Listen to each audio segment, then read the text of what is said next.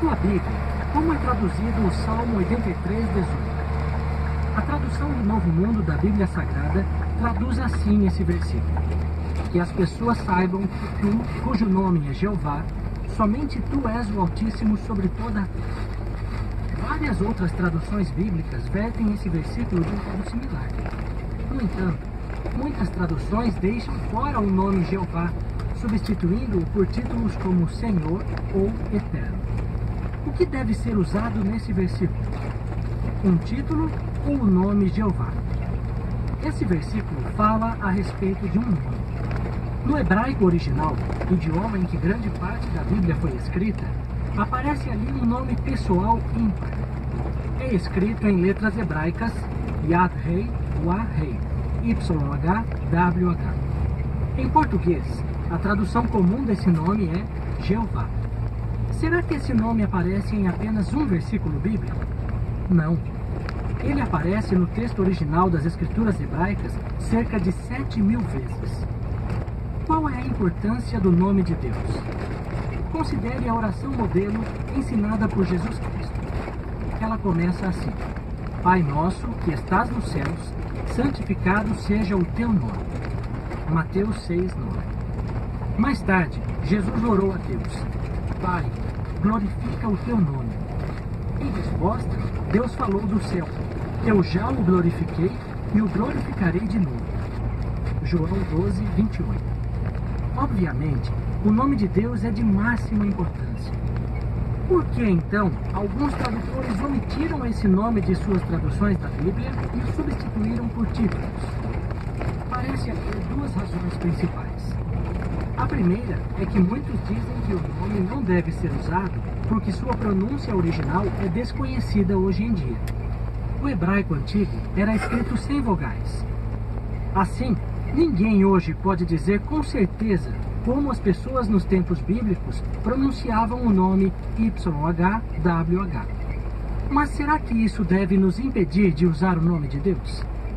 Nos tempos bíblicos, o nome Jesus talvez fosse pronunciado Yeshua ou, possivelmente, Yehoshua. Ninguém sabe ao certo.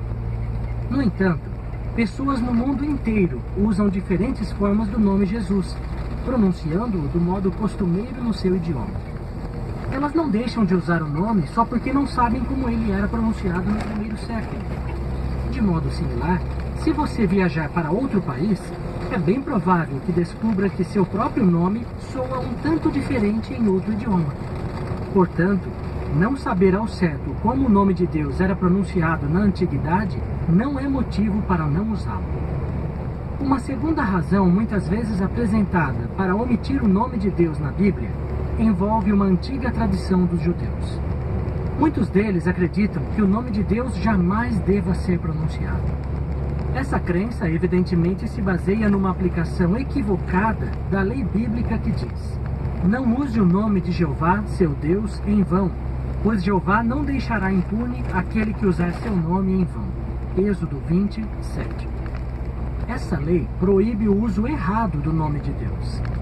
Mas será que proíbe o uso respeitoso de seu nome? De modo algum.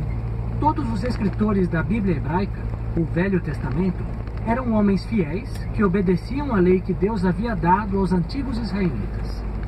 E eles usavam com frequência o nome de Deus. Por exemplo, eles o incluíram em muitos salmos que eram cantados por multidões de adoradores. Jeová até mesmo instruiu seus adoradores a invocar seu nome, e os fiéis obedeciam. Portanto, os cristãos hoje não deixam de usar respeitosamente o nome de Deus, como Jesus com certeza usou. Ao substituírem o nome de Deus por títulos, os tradutores da Bíblia cometem um erro grave. Eles fazem com que Deus pareça distante e impessoal, ao passo que a Bíblia exorta os humanos a cultivar a amizade íntima com Jeová. Salmo 25:14. Pense num amigo seu bem achegado. Será que vocês seriam realmente bem achegados se você nem soubesse o nome dele? Da mesma forma, se as pessoas não sabem o nome de Deus, Jeová, como podem realmente se achegar a ele? Além disso, se não usam o nome de Deus, elas ficam também sem saber seu maravilhoso significado. O que significa o nome divino? O próprio Deus explicou o significado de seu nome ao seu fiel servo Moisés. Quando este perguntou a respeito do nome de Deus, Jeová respondeu: Eu me tornarei o que eu decidir me tornar. Êxodo 3:14. A tradução de Rotherham, em inglês, traduz assim essas palavras: Eu me tornarei o que quer que seja do meu agrado. Assim, Jeová pode tornar-se o que for necessário para cumprir seus propósitos. E ele pode fazer com que aconteça o que for necessário com relação à sua criação e ao cumprimento do seu propósito. Digamos que você pudesse se tornar o que desejasse. O que faria pelos seus amigos? Se um deles adoecesse gravemente, você poderia tornar-se um bom médico e curá-lo. Se outro sofresse um revés financeiro, poderia tornar-se um rico benfeitor e socorrê-lo. Mas a verdade é que você, como todos nós, é limitado no que pode se tornar. O estudo contínuo da Bíblia deixará você surpreso ao ver como Jeová se torna o que for necessário para cumprir suas promessas. E ele se agrada de usar seu poder em favor dos que o amam. Os que não conhecem o nome de Jeová desconhecem essas belas facetas de sua personalidade. É evidente que o nome Jeová faz parte da Bíblia. Conhecer seu significado e usá-lo amplamente na nossa adoração é uma ajuda poderosa para nos achegar ao nosso Pai Celestial, Jeová. Como a profecia de Daniel predisse a chegada do Messias. O profeta Daniel viveu mais de 500 anos antes do nascimento de Jesus. No entanto, Jeová revelou a ele informações que tornariam possível determinar com precisão o tempo em que Jesus seria ungido ou designado como Messias ou Cristo. Foi dito a Daniel: você deve saber e entender o seguinte: depois de se emitir a ordem para restaurar e reconstruir Jerusalém, até a vinda do Messias, o líder, haverá 7 semanas e também 62 semanas. Daniel 9:25. Para determinar quando o Messias chegaria, primeiro é preciso saber quando começaria o período que terminaria na sua chegada. De acordo com a profecia, esse período começaria depois de se emitir a ordem para restaurar e reconstruir Jerusalém. Quando se emitiu essa ordem? Segundo o escritor bíblico Neemias, a ordem para reconstruir as muralhas de Jerusalém foi emitida no 20º ano do rei Artaxerxes. Neemias 2:1 e 5-8.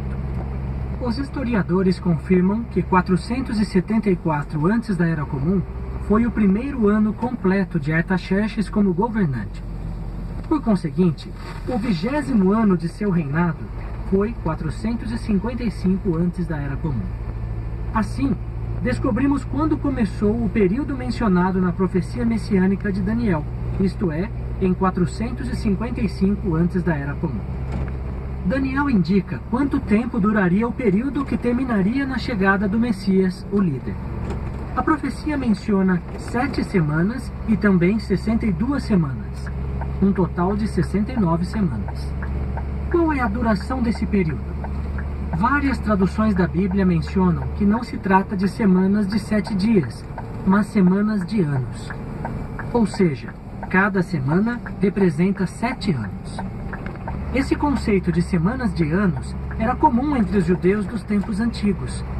Por exemplo, eles observavam um ano sabático a cada 7 anos.